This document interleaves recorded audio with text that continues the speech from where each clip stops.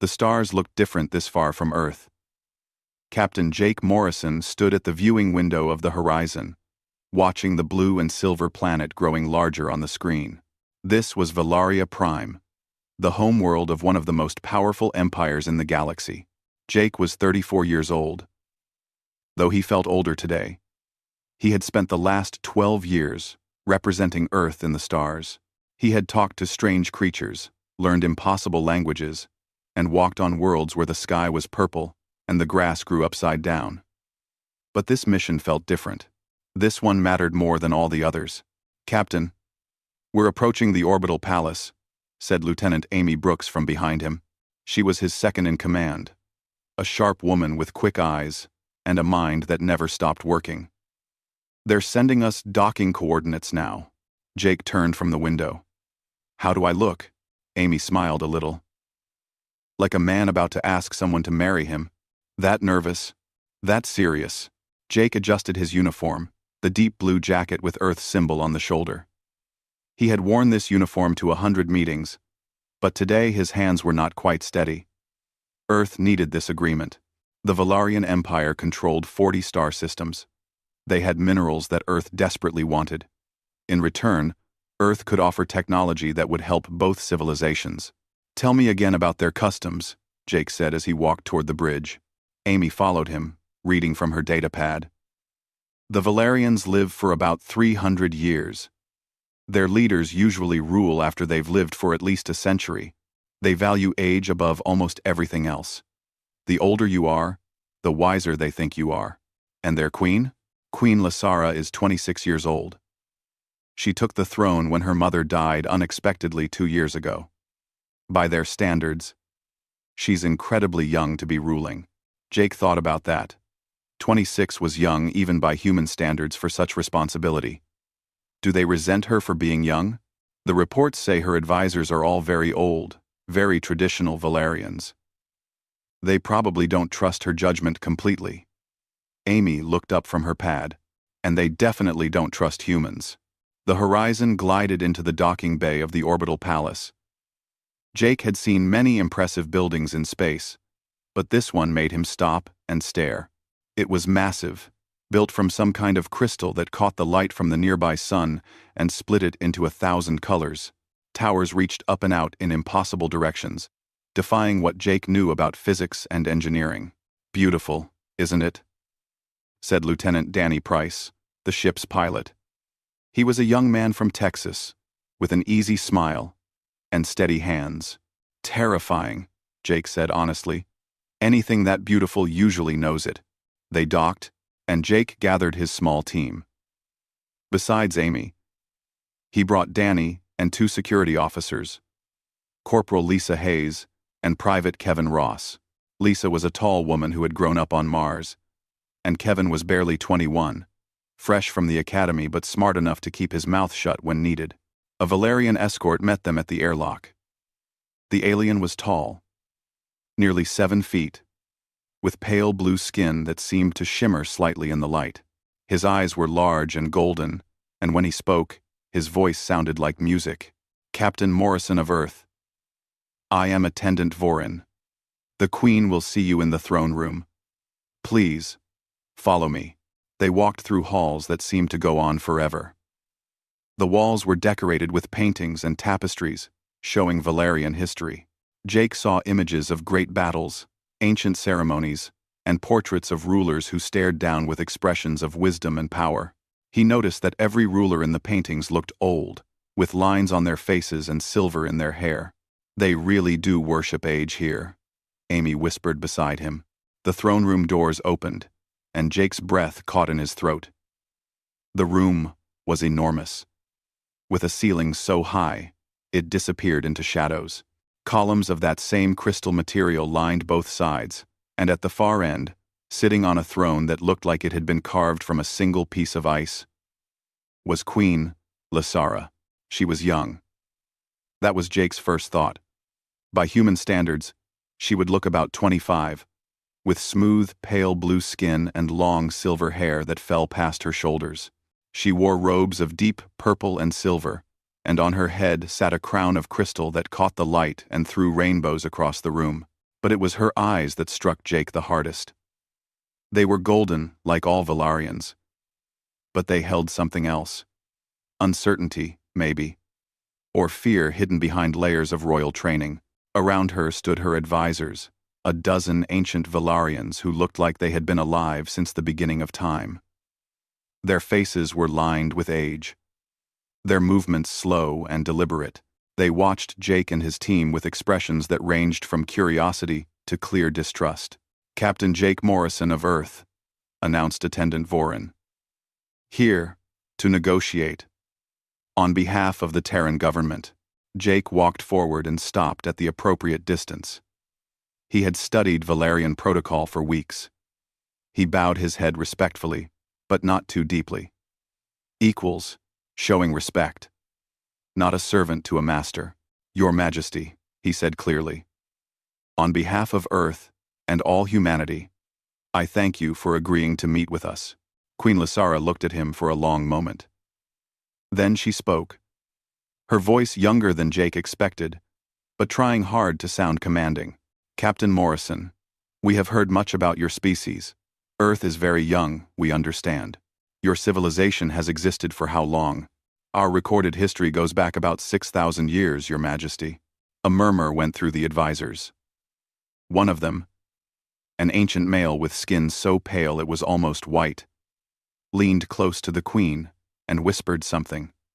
She nodded. 6,000 years. The Queen repeated, "My family has ruled Valaria for 12,000 years, Captain. Your entire civilization would fit into half of our dynasty's history." Jake felt Amy tense beside him, but he kept his expression neutral. "Every civilization must start somewhere, Your Majesty. We're young, yes, but we're eager to learn and to build lasting friendships with our neighbors." "Friendships," said the ancient advisor who had whispered to the Queen. "Tell me, human, what can a species that lives barely a century offer to those of us who measure our lives in the rise and fall of stars?" Jake turned to face the advisor. "Perspective, perhaps. Fresh eyes on old problems. And technology that could benefit both our peoples." The advisor made a sound that might have been a laugh. "Technology from children. How amusing." "Enough, Lord Theron," the Queen said, but her voice lacked conviction. She looked at Jake again. "You wish to negotiate for access to our mineral deposits in the Outer Reach territories. In exchange, you offer agricultural and medical technology. Is this correct?" "Yes, Your Majesty. We believe both our civilizations would benefit greatly from cooperation." "We will hear your proposal," the Queen said. "Tomorrow, at the formal banquet, you will present your terms. For tonight, quarters have been prepared for you and your team." Jake bowed again. "Thank you, Your Majesty." As they were led out of the throne room, Jake could hear the advisors talking in low voices to the Queen. He caught a few words in the Valarian language. Primitive, dangerous, unworthy. Amy walked close to him as they followed another attendant through the crystal halls. "That went better than expected," she said quietly. "Did it?" Jake asked. "We're still here. They could have refused to see us at all." Jake nodded, but something felt wrong. He had been in enough negotiations to recognize the signs. The advisors controlled the Queen more than she probably realized, and they had already decided that humans were beneath them. The quarters they were given were beautiful, but cold, with high ceilings and furniture that seemed designed for people much taller than humans. Jake stood at the window, looking out at the stars, and wondered if this mission was already doomed before it had truly begun. "Get some rest," he told his team. "Tomorrow is when the real work starts." But sleep did not come easily that night. Jake lay in the too-large bed, staring at the ceiling, and thought about the young Queen trying so hard to appear strong and wise beyond her years.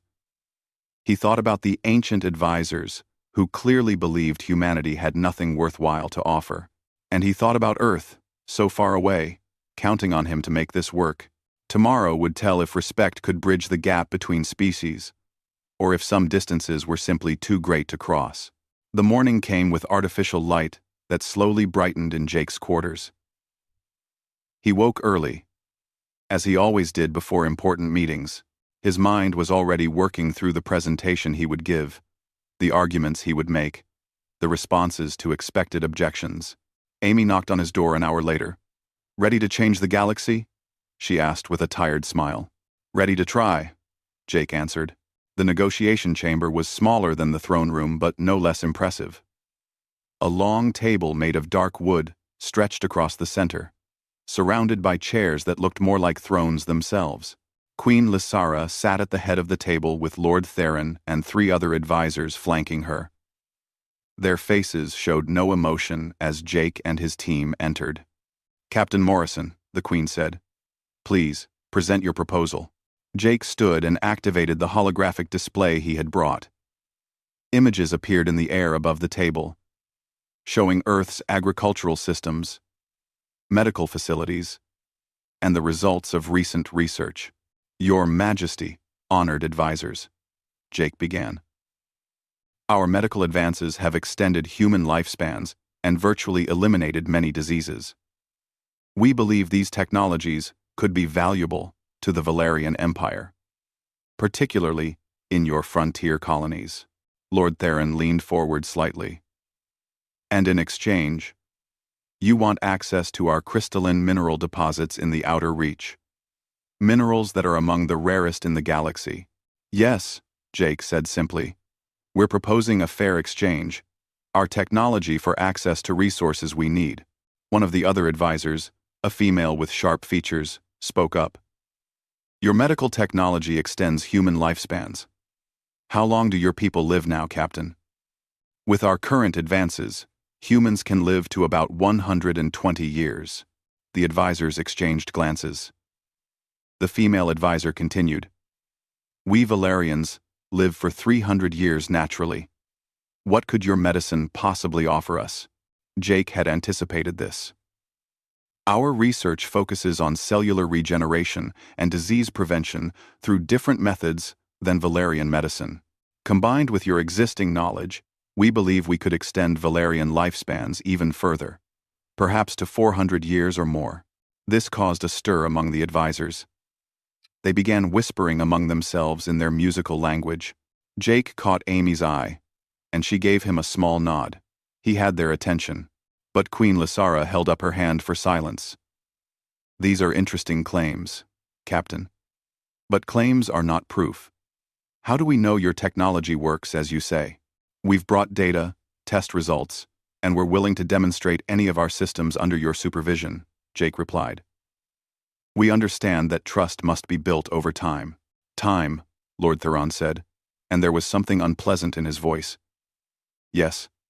Let us discuss time. Tell me, Captain, how long has your government existed?" Jake knew where this was going. "The current Terran government was established 240 years ago." 240 years, Lord Theron repeated slowly. "A blink of an eye.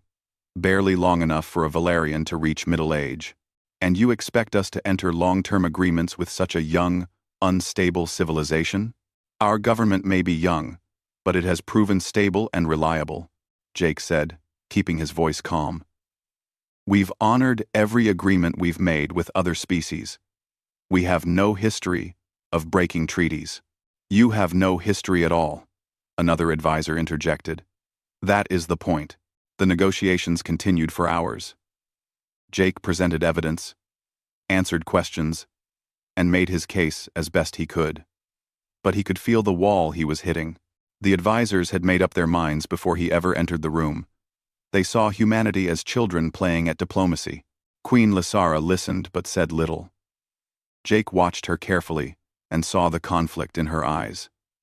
She was young enough to see possibilities, but surrounded by people who told her to value only age and tradition. Finally, as the afternoon session ended, the Queen announced there would be a formal banquet that evening. All parties would attend, and negotiations would resume the next day. The banquet hall was even more magnificent than the throne room.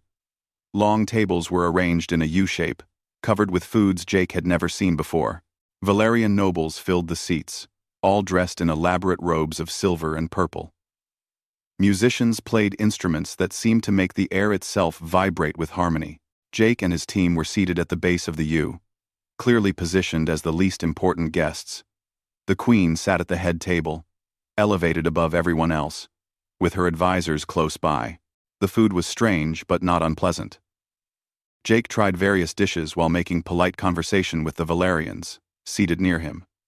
Most were cordial enough, asking basic questions about Earth and human culture. But he could feel the judgment underneath their curiosity. Halfway through the meal, Queen Lysara stood. The hall fell silent immediately. "Honored guests," she said, her voice carrying through the large space. "We gather tonight to observe our new friends from Earth. A young species, taking their first steps into the greater galaxy." There was polite applause. Jake felt Amy shift uncomfortably beside him. "It is curious," the Queen continued, "to meet a species so unlike ourselves. They live such brief lives, barely a century. Their civilizations rise and fall in what we would consider a short period. They measure their great achievements in thousands of years, while we measure ours in tens of thousands." The applause was less polite now. Some of the Valerian nobles were smiling, and not kindly. Queen Lysara's eyes found Jake across the hall. "Tell me, Captain Morrison, how does it feel to know that you will be dust and forgotten before the first shipment of minerals even reaches Earth? How can your species make promises about the future when you barely understand the past?" The hall went completely silent. Every eye turned to Jake.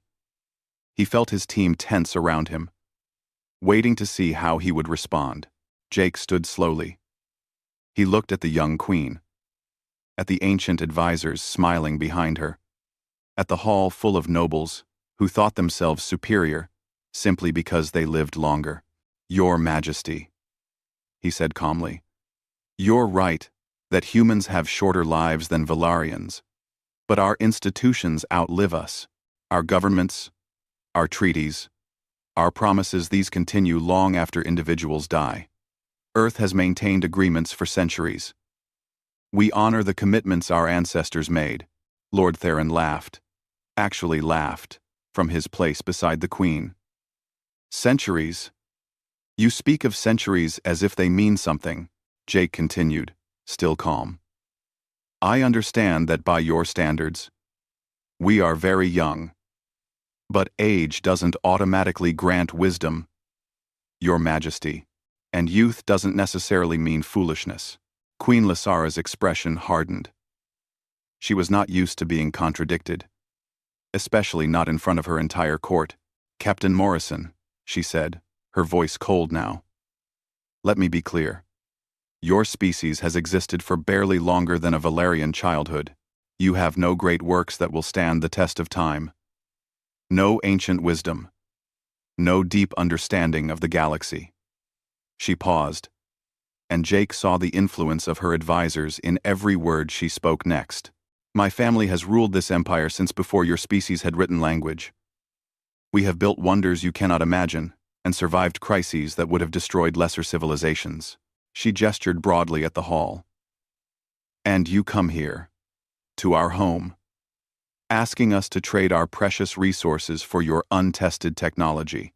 You ask us to trust in promises made by creatures who will die before those promises can be fulfilled." The Queen's voice rose slightly, and Jake realized she was performing now, showing off for her advisors and her court. "Perhaps when humanity grows up, when you have learned what it means to think beyond your brief lifespans, when you have built something that lasts more than a few generations perhaps, then you will be ready to sit at the table with true civilizations." The hall erupted in applause. Valerian nobles clapped and called out their agreement. Lord Theron wore an expression of satisfaction. He had gotten what he wanted, the young queen putting the upstart humans in their place. Jake stood there, feeling the weight of those words. Not the words themselves, he had heard worse in his years as a diplomat, but the finality of them. The door closing. The opportunity dying before it had a chance to live. He looked at Queen Lysara. This 26-year-old woman trying so hard to prove she deserved her throne. And he felt something close to pity. She didn't understand what she had just done. She thought she was showing strength, but she was only showing insecurity. Amy touched his arm gently. "Jake," she whispered. "We should respond. We should." But Jake shook his head slowly. He reached down and carefully, deliberately, removed Amy's hand from his arm. He looked at his team: Amy, Danny, Lisa, Kevin, and saw the confusion and hurt in their faces. They wanted him to fight back, to defend humanity's honor. Instead, Jake turned away from the Queen. He didn't say a word. He simply began walking toward the exit. The applause died away, replaced by confused murmuring. Jake heard his team scrambling to follow him, their footsteps quick behind his measured pace. "Captain Morrison," Queen Lysara's voice called out, surprise clear in her tone. "Where are you going?" "We are not finished." Jake didn't stop. He didn't turn around. He just kept walking, his back straight, his head high. Behind him, he heard Lord Theron's voice, sharp with anger. "How dare you turn your back on Her Majesty? You will stop and show proper respect." Jake reached the massive doors of the banquet hall. Valyrian guards stood there, uncertain whether to stop him. But Jake's expression must have told them something, because they stepped aside and let him pass. As he walked through those doors, leaving behind the Queen and her court and his last chance at this agreement, Jake felt something unexpected: relief. He had spent 12 years bending to alien customs, swallowing insults, being patient beyond reason. All for Earth, all for the mission. But there were some things that couldn't be overlooked. Some lines that shouldn't be crossed. Respect was earned, not demanded. And it went both ways. His team caught up to him in the crystal halls. "Jake?" Amy said, breathless. "What are we doing?" "We're leaving," Jake said simply. "But the mission is over, Amy. It was over before it started." They returned to the horizon in silence. Jake went straight to the bridge and began giving orders. "Danny, prepare for immediate departure. Lisa, Kevin, secure all equipment. Amy, draft a message to Earth Command. Brief and professional." "What should I tell them?" Amy asked. Jake looked out at the stars. "Tell them the Velaryon Empire is not interested in partnership with humanity at this time. Tell them we're returning home." "That's it?" "That's it." Within an hour, the horizon detached from the orbital palace. Jake sat in the captain's chair and watched as Velaria Prime grew smaller on the screen. Somewhere down there, or up in that crystal palace, Queen Lysara was probably congratulating herself on handling the humans so well. She had no idea what she had just set in motion, but Jake did. He knew that sometimes walking away was the strongest move you could make. The horizon jumped to faster than light speed 6 hours after leaving Valyrian space. Jake stood on the bridge, watching the stars stretch into lines of light as the ship accelerated beyond normal physics. His crew worked quietly around him, efficient and professional, but he could feel their questions hanging in the air. Amy finally broke the silence. "Captain, I need to talk to you. Privately." Jake nodded and followed her to his ready room, a small office just off the bridge. The door closed behind them, and Amy turned to face him with her arms crossed.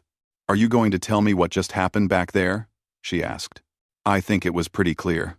We were insulted, and I chose to leave." "We were insulted the entire time we were there," Amy said. "Every advisor, every noble, they all looked at us like we were interesting insects. But you stayed calm through all of it. Then suddenly, at the banquet, you just walk out. Without a word. Without even trying to salvage something." Jake sat down heavily in his chair. He was tired, more tired than he wanted to admit. "There was nothing to salvage, Amy. Don't you see? They never intended to negotiate with us in good faith. The Queen and her advisors had already decided we were beneath them. So we just give up? We acknowledge reality," Jake said quietly. "Think about it. Every agreement we might have reached would have been built on their contempt for us. How long do you think that would have lasted? One crisis, one disagreement, and they would have broken it without a second thought. Because, in their minds, promises to children don't count. Amy was quiet for a moment. What do we tell Earth Command? The truth. We attempted to negotiate. The Valerian Empire is not interested in treating with humanity as equals. We recommend seeking partnerships elsewhere. They're going to be disappointed. They're going to be angry, Jake corrected. We spent 2 years preparing for this. Months of travel. Countless resources. And I walked away from it all because a young queen said some harsh words at dinner. He looked up at Amy. But it was the right call. I know it was. Amy studied his face for a long moment, then nodded slowly. I trust you, Captain. I always have.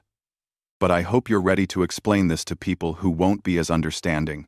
Over the next few days, as the Horizon traveled back toward Earth, Jake wrote his report. He kept it factual and professional, describing the negotiations, the cultural barriers, and the final confrontation without editorial comment. He sent it ahead via faster-than-light communication, and then tried not to think about the response he would eventually receive. Instead, he focused on his crew and the journey home. But he couldn't stop thinking about Queen Lysara's face when he turned his back on her. The surprise, the confusion, as if she couldn't understand why the human hadn't just accepted her judgment and stayed to be humiliated further. She was so young, and her advisors had taught her all the wrong lessons. 3 weeks after leaving Valerian space, the Horizon picked up a distress signal. It was faint, coded in Valerian frequencies. Captain, Danny called from the helm. It's coming from a mining colony in the Outer Reach. The same territories where we were supposed to negotiate mineral rights. Jake moved to look at the navigation display. What are they saying? Lisa, who was monitoring communications, translated. They're under attack. Some kind of raiding force. They're calling it the Kreth, I think. The Kreth, Amy repeated, pulling up data on her console. Insectoid species. Hostile. They've been conducting raids on the frontier for years, but usually small operations. Nothing major. They're calling for help. Lisa continued, requesting immediate military assistance from the Valerian fleet. Jake felt something cold settle in his stomach. How far is the nearest Valerian battle group? Amy checked. 2 weeks at best. The Valarians spread their forces thin across so many systems. They rely on their reputation to keep most threats away. And the colony? They won't last 2 weeks under sustained attack. The bridge was silent. Jake knew what everyone was thinking. The Horizon was a diplomatic vessel, lightly armed, not built for combat. But they were close. They could reach the colony in less than a day. There's another signal, Lisa said suddenly. The colony administrator is sending a secondary message. They've detected a human vessel passing through a nearby system, the Liberty, a cargo ship. They're asking if the Valarians could request human assistance. What did the Valerians respond? Jake asked. Lisa's face was grim. Queen Lysara herself responded. She said Valerian forces would handle the situation. She specifically stated that human assistance was not required. Of course she did. Jake thought bitterly. She couldn't admit that her empire needed help from the children she had just dismissed. Set course for Earth, Jake ordered. Standard speed. Captain? Danny looked confused. You heard me. We continue home. Amy waited until the crew returned to their duties before approaching Jake. We could help them, she said quietly. We were told our assistance is not required. People are dying. Yes, Jake said, and his voice was harder than he intended. Because their queen values pride more than lives. Because her advisors taught her that asking for help is weakness. This is their choice, Amy. We have to respect it. But it ate at him. All through the next day, as reports filtered in of the attack intensifying, Jake felt the weight of his decision.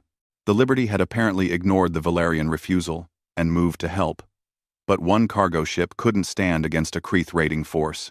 When the news finally came, it was worse than Jake had feared.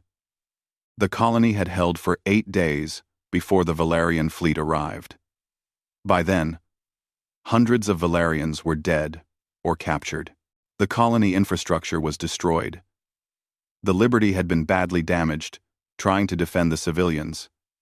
Though its crew survived, Jake read the reports in his ready room and felt sick.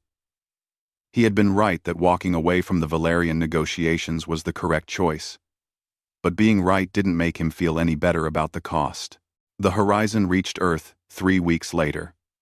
Jake was immediately summoned to command headquarters. Admiral Patricia Hunt was a severe woman in her 60s with gray hair and eyes that missed nothing. She sat behind her desk and studied Jake for a long moment before speaking. "That was quite a stunt you pulled, Captain. I stand by my decision, Admiral. I'm sure you do. The question is whether I should agree with you." She pulled up his report on her display. "You walked out of negotiations without a word. Do you have any idea how that looks?" "I understand it looks unprofessional. It looks weak," Admiral Hunt interrupted. Jake felt his jaw tighten. "With respect, Admiral, it was more than harsh words. They made it clear they would never treat us as equals. Any agreement would have been worthless. Maybe. Or maybe you gave up too easily." The Admiral leaned back in her chair. "Do you know what happened after you left? Well, do you know what happened after you left?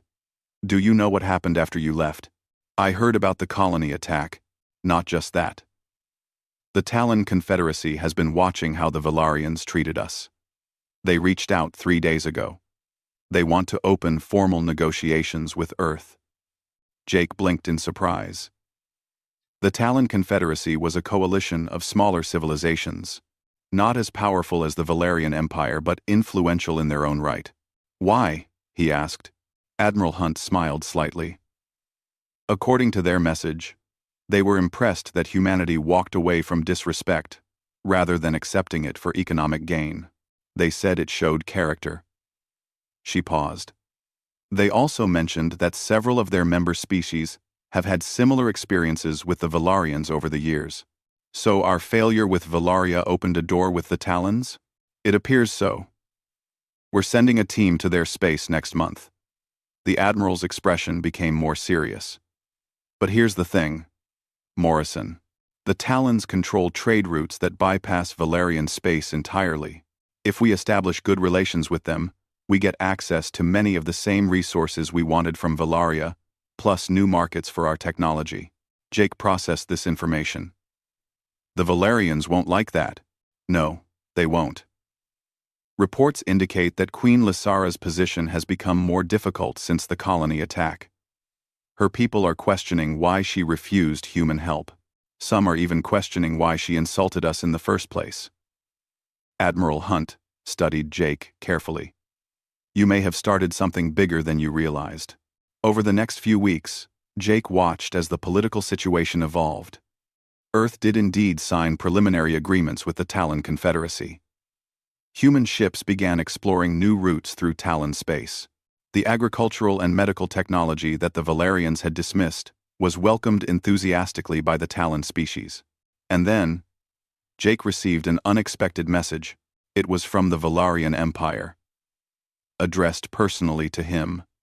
Queen Lysara herself had drafted it, requesting that Earth consider reopening negotiations. Jake read it 3 times, noting the careful diplomatic language, the subtle acknowledgement that perhaps both sides could benefit from discussion. But underneath it all, he could feel the desperation. The Valerians were watching humanity forge new alliances, gain new influence, and they suddenly realized they had made a terrible mistake. He drafted a response, kept it polite and professional. He explained that he had been reassigned to work with the Talon Confederacy and was no longer available for Valerian negotiations. He suggested that Earth Command might consider future discussions, but that humanity was currently focused on its new partnerships. Before sending it, he showed it to Amy. She read it and smiled. "That's going to hurt."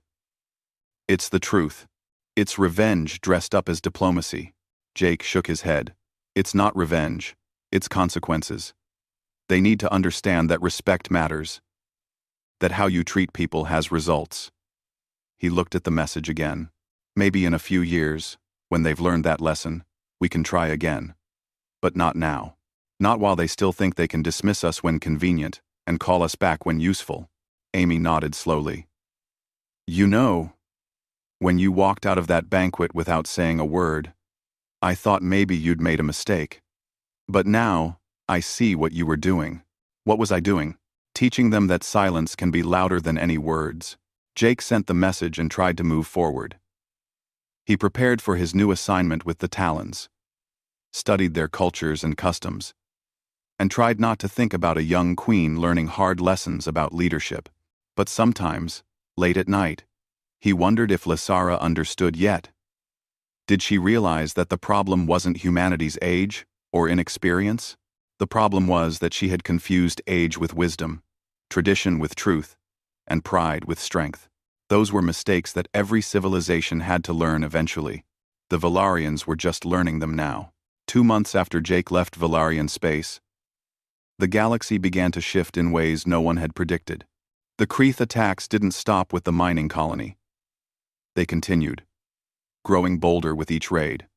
3 more Valarian outposts fell in quick succession. The insectoid raiders seemed to sense weakness, and they pressed their advantage with ruthless efficiency. Jake learned about this from intelligence reports while preparing for his mission to the Talon Confederacy. He sat in his quarters aboard Earth Station 1, reading the casualty numbers, and felt a complex mixture of emotions. He didn't want Valarians to die, but he also couldn't help noticing that this crisis might have been prevented if Queen Lysara had accepted help when it was implicitly offered. The Valarians are requesting emergency military aid from their allied species, Amy told him one morning. She had been assigned as his second-in-command for the Talon mission as well. 2 of them said no. Jake looked up sharply. Which 2? The Mordian Collective and the Sirius Commonwealth. Both have been allies with Valaria for over a century. Why did they refuse? Amy pulled up the official statements. They're being diplomatic about it. But reading between the lines, they're concerned about Valarian leadership. They mention recent decisions that call into question strategic judgment. They don't say it directly, but they're clearly referring to how Lysara handled the human negotiations and the colony crisis. Jake felt a headache building behind his eyes. This is spiraling. Yes, it is. Amy sat down across from him. And we're part of the reason why. Also, we didn't start this. We just walked away from a bad situation. I know. But our walking away sent a message that other species are hearing loud and clear. If the mighty Valarian Empire can afford to insult potential allies, maybe they're not so mighty after all. And if they're not mighty, why should smaller civilizations keep supporting them? The next week brought more news. Earth signed a formal treaty with the Talon Confederacy, gaining access to their trade routes and star charts. Human ships were suddenly appearing in sectors where they had never been seen before. And everywhere those ships went, they found species curious about these newcomers who had stood up to Valarian arrogance. Jake departed for Talon space aboard a new ship, the Endeavor, with a crew of 30 and a mandate to build strong relationships. The Talons greeted them with genuine warmth, a stark contrast to the cold formality of the Valarians. The Talon Confederacy was led by a council of 7 species, each contributing representatives to a central government on the world of Talos Prime. Jake met with the council in a chamber that was deliberately designed to make everyone equal, no throne, no elevated positions, just a round table where all voices carried the same weight. Captain Morrison, said Councillor Vex, a reptilian female whose scales shimmered green and gold. We are pleased to welcome humanity to our alliance. Your response to the Valarian Empire has been noted by many. I appreciate your welcome, Jake said carefully. Though I hope our relationship is built on more than just a shared bad experience with Valaria. Councillor Chen, a humanoid male with 4 arms and skin like polished wood, laughed. spoken like a true diplomat. Yes, Captain, we see value in humanity beyond your willingness to walk away from insults. Your agricultural technology alone could solve food shortages on 3 of our member worlds. The negotiations went smoothly, almost surprisingly so.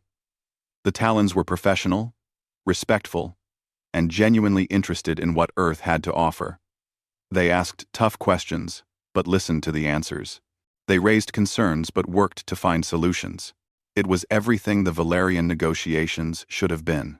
You know, Amy said one evening as they reviewed the day's progress, I'm starting to think losing the Valerian deal was the best thing that could have happened to us.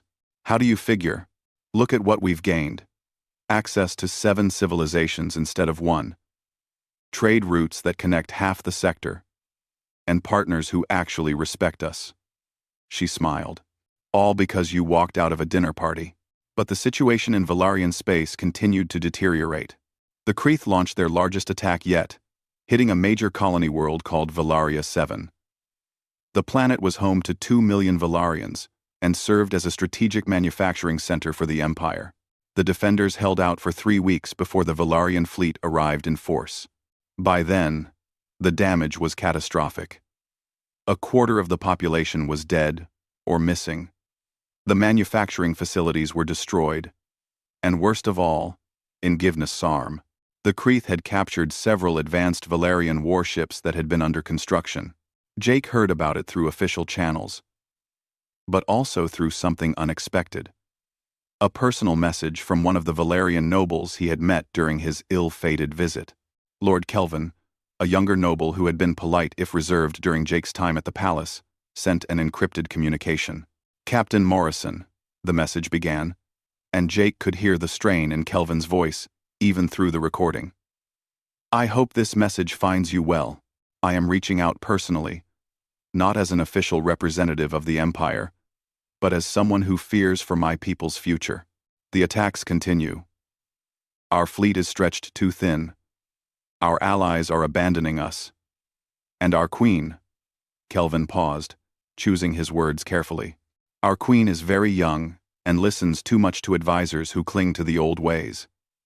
They convinced her that asking for help was weakness.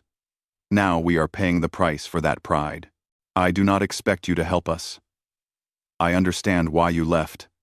I even admire it, though I could never say that publicly. But I wanted you to know that not all Valarians agreed with how you were treated. Some of us saw the opportunity we were losing. Some of us tried to speak up. The message ended there.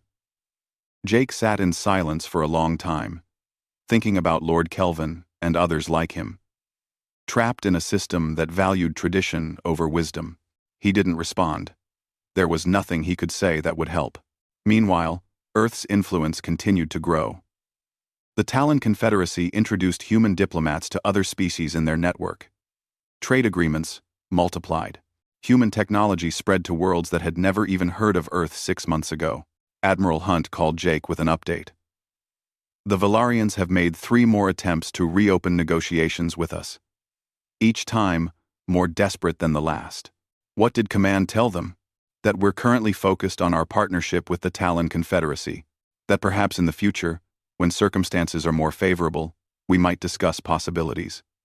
The Admiral's tone was neutral, but Jake knew her well enough to hear the satisfaction underneath. Basically, we're doing to them what they did to us. Making them wait.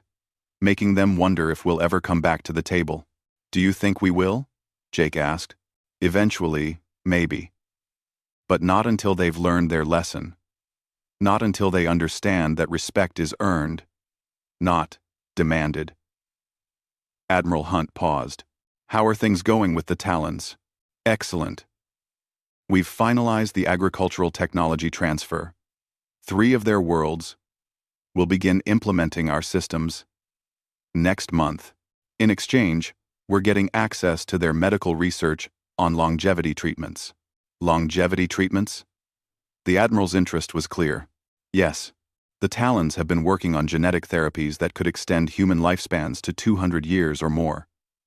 They're willing to share that research with us. Jake smiled slightly. Jake smiled. Ironic, isn't it? The Valarians mocked us for our short lives, but the Talons are helping us fix that problem. That is ironic. And politically useful. Make sure that news gets out. I want the galaxy to know that humanity is thriving without Valarian help." End quote. Over the next several weeks, Jake watched the ripple effects of Earth's success. Two more smaller civilizations approached the Talon Confederacy, asking to join. Both mentioned that they were impressed by how the Alliance treated its members as equals, pointing specifically to humanity's inclusion as an example. The Valarian Empire, meanwhile, struggled. The Kreth seemed to sense blood in the water, and intensified their raids. Queen Lasara finally authorized a massive military campaign to push them back. But it required pulling forces from other regions, leaving those areas vulnerable. And then came the news that changed everything. The Mordian Collective and the Sirius Commonwealth, the two allies who had refused to help Valaria during the crisis, announced they were entering trade talks with the Talon Confederacy, and by extension, with Earth. Jake received a message from Counselor Vex. "Your presence has been transformative, Captain Morrison. Species that were hesitant to challenge Valarian dominance now see an alternative. They see that it's possible to build alliances based on mutual respect rather than fear or tradition." "I'm just doing my job," Jake replied. "No," Vex said firmly. "You're doing much more than that. You're changing the balance of power in this sector, whether you intended to or not." That night, Jake stood at the observation window of the Endeavor, looking out at Talos Prime below. The planet was beautiful, with 3 moons and oceans that glowed faintly in the dark. He thought about Queen Lasara, wondering if she understood yet what she had set in motion. She had wanted to put humanity in its place, to show the galaxy that the Valarian Empire didn't need young, inexperienced species. That age and tradition were all that mattered. Instead, she had shown the galaxy that the Valarian Empire was brittle, that it couldn't adapt, that it would rather cling to pride than embrace opportunity. And the galaxy was responding accordingly. Jake's communicator chimed. "It was Amy. You need to see this. Valaria just sent another message to Earth Command. This one's different." Endifrine. Jake pulled up the message on his display. It was from Queen Lasara herself, not filtered through diplomats or advisors. The text was brief and, for the first time, seemed genuinely humble. "To the government and people of Earth, I have made mistakes. My empire is suffering because of those mistakes. I am not asking for your help. I have no right to ask after how I treated you. But I am asking for a chance to learn from you, to understand how humanity builds partnerships that last, to see if there is a path forward where our two civilizations might coexist with mutual respect. If such a path exists, I would like to find it. If it does not, I will accept that responsibility as well. Queen Lasara of Valaria." Jake read it 3 times. It was progress, real progress. But it was also too late to undo the damage. "What do you think Command will say?" Amy asked. "I think they'll tell her the same thing I would," Jake said quietly. "That respect isn't given just because you finally ask for it nicely. It's earned through consistent action over time. And that takes patience." "How much patience?" "However long it takes for her to prove she's learned the lesson." Outside the window, the stars shone steady and bright, indifferent to the dramas playing out beneath them. Empires rose and fell. Alliances formed and broke. And through it all, the basic truth remained unchanged. Respect was everything. And it could never be demanded, only earned. Queen Lasara was learning that truth now. The question was whether she would learn it in time to save her empire. 2 years passed, like water flowing around a stone, slowly reshaping everything in its path. Jake stood in his quarters aboard the Endeavor, now permanently stationed at Talos Prime, and barely recognized the galaxy he had once known. The Talon Confederacy had grown to include 12 member species. Human ships traveled freely through sectors that had once been closed to them. Earth's agricultural technology had eliminated famine on 6 worlds. and the longevity treatments shared by the Talons were already extending human lifespans by decades. The Valerian Empire still existed, but diminished. They had finally pushed back the Kreth after a long and costly war. Their territory was smaller now, their influence reduced. Some of their former allies had drifted away, seeking new partnerships in a changing galaxy. Queen Lysara was 28 years old now, still young by Valerian standards but noticeably changed from the girl who had insulted Jake at that banquet. Reports said she had dismissed many of her traditional advisors and surrounded herself with younger, more progressive voices. She had begun reforms in her empire, trying to adapt to new realities, but Jake had not spoken to her. Not once in 2 years. Until today. A message had arrived at the Endeavor marked as priority diplomatic communication. It was an invitation to the Galactic Cooperation Summit, a neutral gathering where multiple civilizations met to discuss shared concerns.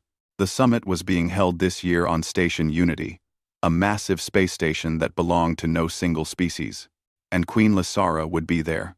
"You don't have to go if you don't want to," Amy said, reading the invitation over his shoulder. She was a commander now, having been promoted for her work with the Talons. "Send someone else. Send someone else." "No," Jake said slowly. "I should go. This is part of the job, facing the woman who insulted you and your entire species, seeing if anything has actually changed." The journey to Station Unity took 3 days.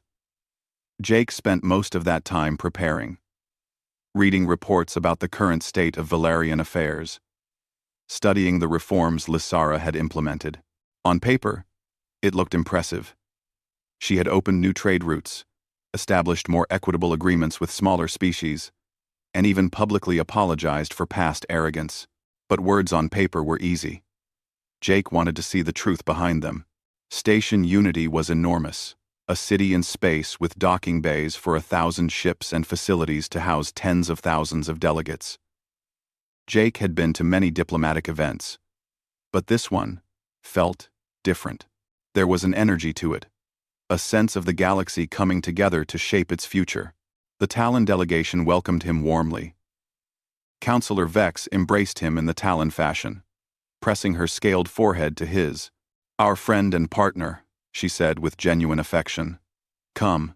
There are many who wish to meet the human who changed everything." Jake wanted to protest that he hadn't changed anything, but he knew it would be false modesty. His actions 2 years ago had indeed changed things, though not in ways he had planned or predicted. The main reception hall was vast and filled with beings from across the galaxy. Jake recognized dozens of species, some he had worked with, others he had only read about. The Valerian delegation was there too. A small group gathered in one corner, noticeably less grand than they probably once had been, and at the center of that group stood Queen Lysara. She had changed. That was Jake's first thought. She still looked young, still had that smooth, pale blue skin and silver hair, but something in her bearing was different, less rigid, more real. Their eyes met across the crowded hall, and Jake saw recognition flash across her face. For a moment, neither moved. Then, to Jake's surprise, Queen Lysara excused herself from her delegation and began walking toward him. "Captain Morrison," she said when she reached him. Her voice was softer than he remembered. "Or should I say, Ambassador Morrison now. I understand you've been promoted." "Your Majesty," Jake replied, keeping his tone neutral but not cold. "Yes. My role has expanded. I can see that. The Talon Confederacy speaks very highly of you." She paused, and Jake could see her gathering courage for what came next. "I wonder if I might have a few minutes of your time, in private." Jake glanced at Amy, who gave him a slight nod. "Of course, Your Majesty." They found a quiet observation deck, a small balcony overlooking the stars. For a moment, they stood in silence, both looking out at the infinite darkness, dotted with light.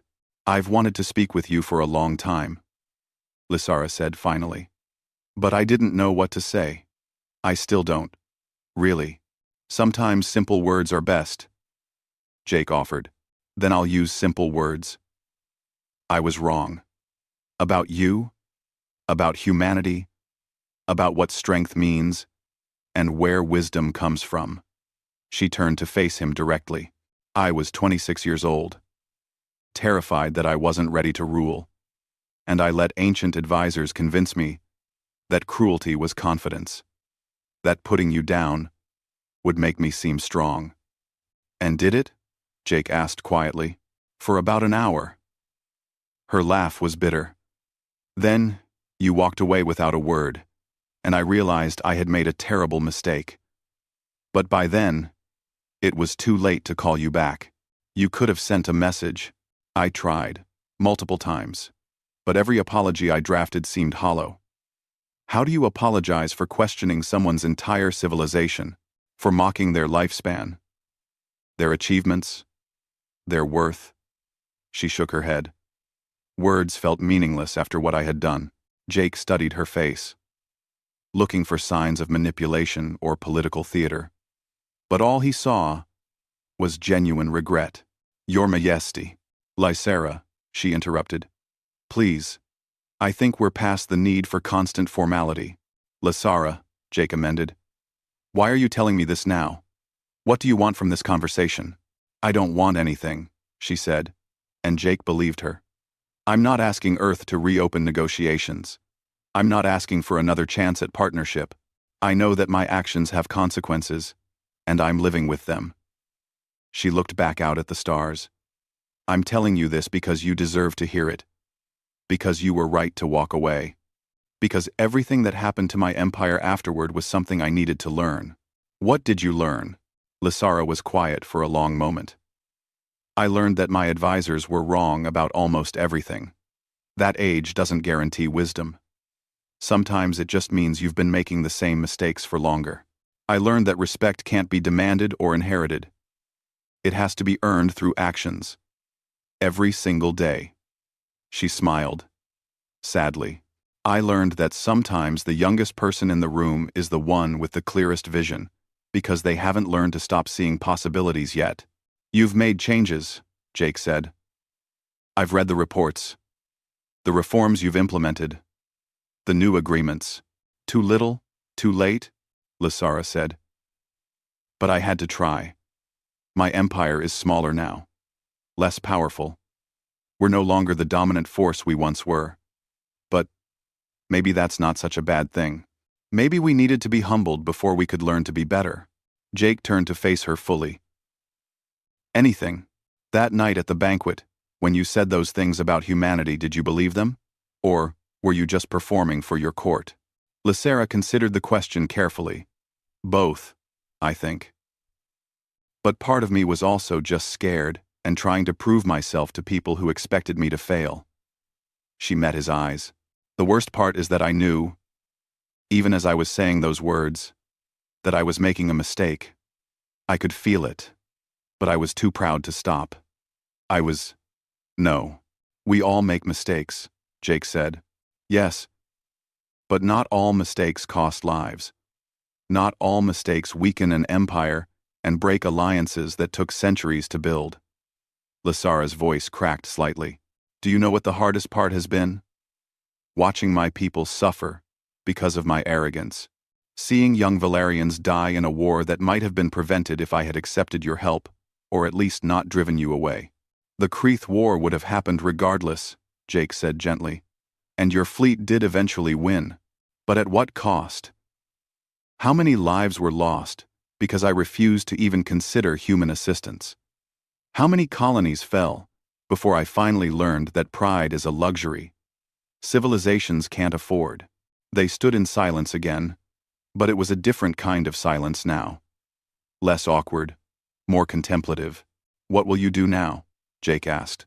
Continue trying to be better. Continue reforming my empire, even though the old guard fights me at every step. Continue hoping that someday the galaxy might give Valaria another chance.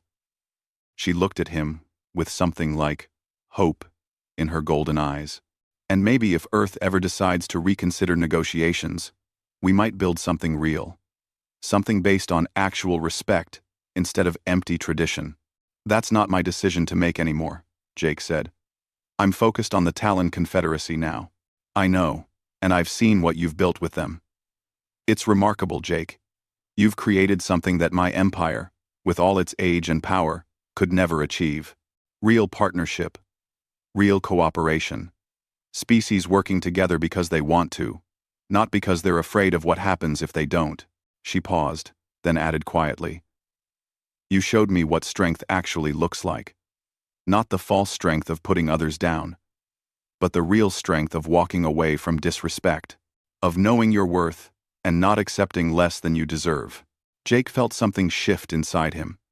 He had carried anger for so long, not at Lysara personally, but at what she represented. The arrogance, the dismissiveness, the casual cruelty of the powerful toward the less powerful. But looking at her now, seeing the genuine growth and regret, he found that anger fading. Lysara, he said slowly, I can't speak for Earth Command. I can't promise that negotiations will reopen. But I can tell you this, what you've learned, the changes you've made, they matter. And maybe someday, when enough time has passed and enough trust has been rebuilt, our civilizations can try again. Thank you, she said. And Jake could hear the relief in her voice. That's more than I deserve. Maybe, but it's what I can offer. They returned to the reception together, and Jake noticed the surprised looks from various delegations. Word would spread quickly that the human ambassador and the Valerian queen had spoken privately. People would speculate about what it meant. Let them, Jake thought. Sometimes the most important conversations were the ones that happened away from the formal negotiations, away from the political theater. Over the next few days of the summit, Jake observed Lysara carefully. He watched how she interacted with other species, how she handled disagreements, how she responded to challenges, and what he saw impressed him. She was genuine, humble, willing to listen. She had learned. On the final day of the summit, Earth Command sent Jake a classified message. They had been watching his interaction with Queen Lysara. They wanted his assessment was, Valaria worth another chance?